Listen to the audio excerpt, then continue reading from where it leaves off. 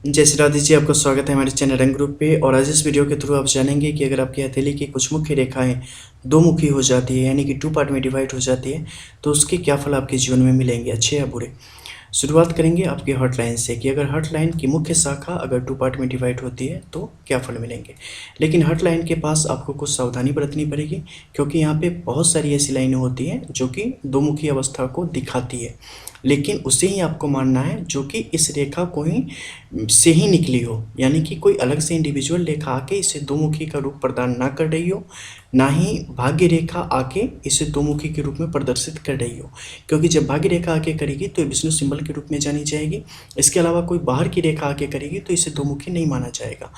Main line ही जब two part में divide होगी, चाहे जीवन रेखा की, चाहे मस्तिष्क रेखा की, चाहे हृदय रेखा की, तभी माना जाना चाहिए। इन सूक्ष्मताओं को निश्चित तौर पे आप समझें, अन्यथा चीज़ों का प्रभाव नहीं समझ पाएंगे, हस्तरेखा के विषय में नहीं समझ पाएंगे। ठीक है, तो यहाँ पे अगर आपकी हॉट लाइन टू पार्ट में डिवाइड होती है तो क्या फ़ायदा होगा। सबसे पहले समझ लो कि टू पार्ट में होने से फ़ायदा क्या होता है।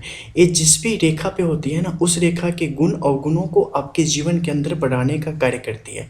जैसे हॉट लाइन पे है तो ये आपके अंदर जो मानवता के गुण है, आपके अंदर जो प्रेम है, समर्पण है, दयालुता है, त्याग है, इन सारी चीज़ों को बढ़ाने का कार्य करेगा। इसके साथ ही ये जिस ग्रह क्षेत्र के पास दो मुखी अवस्था में पहुँचेगा, उस ग्रह क्षेत्र से संबंधित जो उसके विशेष गुण है उसे ग्रहण करने का कार्य करेगा। एक तरीके से एडेप्टर की तरह आपके लिए यहाँ पे कार्य करता है। अगर शनि के इस क्षेत्र में ये दो मुखी अवस्था में यहाँ पर विद्यमान है तो आर्थिक तौर पे आपको बढ़ाने का ये कार्य करता है, आर्थिक क्रियाओं में आपको संलिप्त करता है, यानी कि फाइनेंशियल एक्टिविटीज़ की तरफ आपका झुकाव काफ़ी बढ़ जाता है और उन्हीं चीज़ों में आप अपने जीवन को झोंक देते हैं।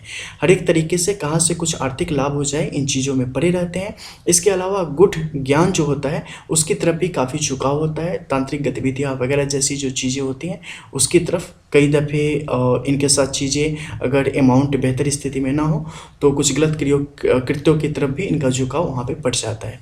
ठीक इसके विपरीत ये अगर आगे की तरफ आपके इस गुरु के क्षेत्र में चली जाए और वहाँ जाके दो मुखी होती है तो ऐसे लोगों के अंदर धार्मिकता का बढ़ावा होता है। संस्कार इनके लिए प्रथम होते हैं, इनके मूल्य, इनकी चीज़ें जो होती है ये इनके लिए हमेशा सबसे ज़्यादा कार्य करने वाले होते हैं। अपने परिवार की बेहतरी के लिए, अपने समाज की बेहतरी के लिए, अपनी इमेज के लिए ये सब कुछ त्याग करने को तैयार होते हैं। बड़े पद को सुशोभित करते हैं, अच्छी मधुर भाषा बोलना इन्हें पसंद होता है, धार्मिक गतिविधियों की तरफ झुकाव भरपेट होता है, पूजा पाठ वगैरह जिस भी धर्म से जुड़े हैं उसमें काफ़ी कुछ अपना योगदान देते हैं। अपनी इमेज के प्रति सबसे ज़्यादा सजग रहने वाले होते हैं, जीवन से संतुष्ट होते हैं, आर्थिक स्थिति इनकी काफ़ी यानी कि फिनेंशियली स्ट्रांग होते हैं, कोई जैसी बुरी जैसी स्थिति नहीं होती। लेकिन ये अगर बहुत ज़्यादा आगे बढ़ जाए दो मुखी अवस्था में तो क्या होगा, तो यहाँ पे अहंकार की भावना को जन्म देता है, दरिद्रता की भावना को जन्म देता है। हालांकि व्यक्ति काफ़ी सॉफ्ट होता है लेकिन कहीं ना कहीं कमज़ोर होता है और एक असुरक्षा की भावना इनके अंदर पैदा हो जाती है। कोई भी आके उल्लू बना के चला जाए, ऐसी परिस्थितियाँ इनके अंदर पनपनी शुरू हो जाती है। लेकिन इन सब के प्रभाव में ग्रह क्षेत्र की क्या स्थिति है, वहाँ पे कौन से अच्छे बुरे लाइन है, उनका प्रभाव जीवन में अलग से आएगा। ठीक है, अलग से दिखाई देगा। जो सबसे ज़्यादा प्रबल होगा उसका प्रभाव जीवन में दिखाई देगा, जो कमज़ोर होगा उसका कम असर दिखाई देगा। ये बस विशेष रूप से इस लाइन की बात हो रही है, इसके अच्छे और बुरी चीज़ों के विषय में।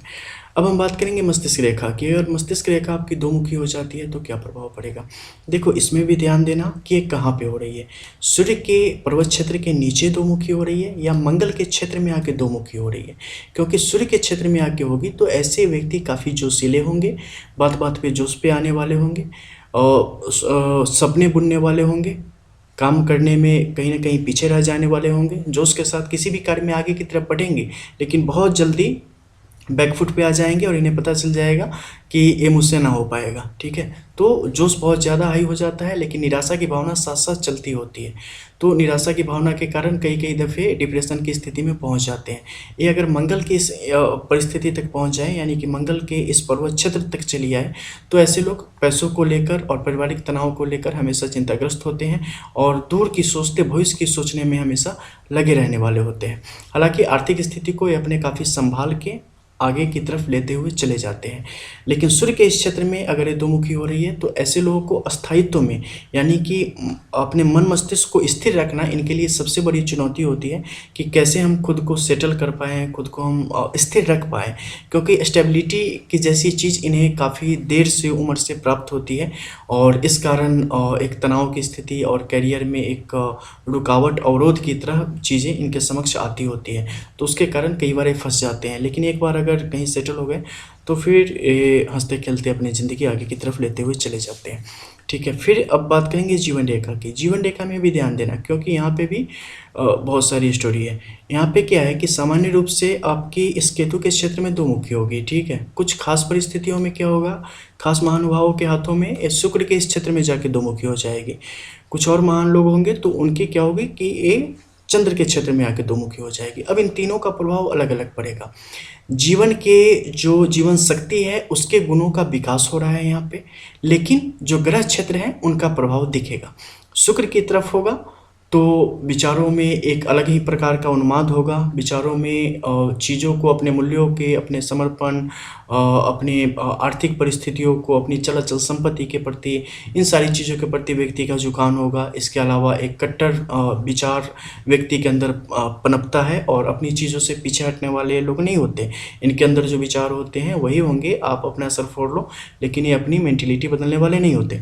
अब एक केतु के क्षेत्र में होगा तो ऐसे लोगों को दुनिया से कोई खास मतलब नहीं होगा। ठीक है, इनकी अपनी दुनिया अच्छी खासी चलती रहे तो सब सही है। सारी चीज़ों में, दुनिया की जो भी चीज़ें हैं सब में थोड़ी बहुत इनका क्या उसे बोलते हो कि सहयोग उन चीज़ों में होगा।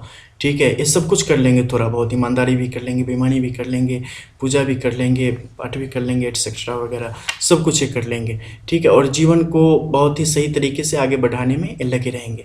लेकिन यहीं पे अगर चंद्र के क्षेत्र में आके दो मुखी हो जाता है तो ऐसे लोग बड़े प्यारे हो जाते हैं। ठीक है, क्यूट हो जाते हैं, सॉफ्ट हो जाते हैं और जीवन को का हर पल जीना चाहते हैं। अपना 100% अपने जीवन में ये लोग देते हैं, किसी भी तरीके से पीछे नहीं आते हैं। हालांकि कुछ बातों पे ना ये बहुत ही जल्दी खुश हो जाते हैं। ठीक है, उन चीज़ों को सोचते नहीं कि इसका प्रभाव किस तरीके से बड़े रूप में हमारे समक्ष आएगा। कुछ भी बोलो, जस्ट बस नाचने लगे उसी में। एक छोटी सी स्टोरी सुनाता हूँ ऐसे लोगों के बारे में।